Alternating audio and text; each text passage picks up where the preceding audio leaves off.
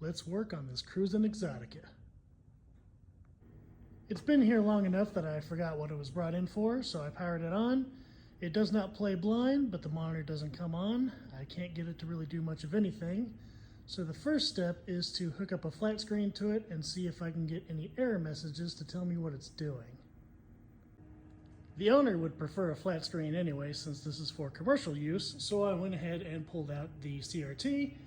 It's going to go on my shelf, and I will rebuild it for future use.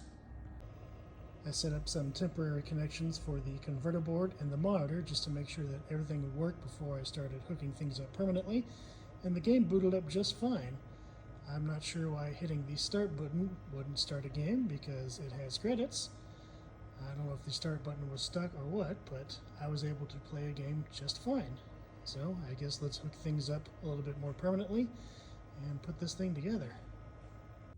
Now we cut a mount for the monitor.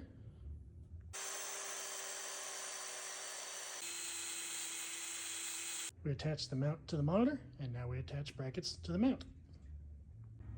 Now we've got the monitor mounted into the cabinet. We need to paint the glass to create a bezel to hide all this empty space around it.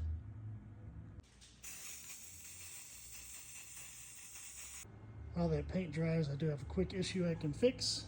The shifter has a stuck switch. No matter where you position the shifter, the second gear switch is always stuck on, so we will replace that switch. Shifter has been repaired, and I also replaced the switch for the View 3 as that wasn't working consistently either. I had left it running overnight and came back to find that the game had frozen. I measured the voltage. The 5 volts was running at about 4.8, which is a little bit too low. I'm assuming that's why it froze, so I cranked up the voltage to about 5.2, let it run overnight again, and it did not freeze. So I believe the voltage just ran a little bit too low, and cranking it up fixed the problem. Once we put everything back together, we've got a fully working Cruis'n Exotica ready to be put back into service. Follow me to see what I fix next.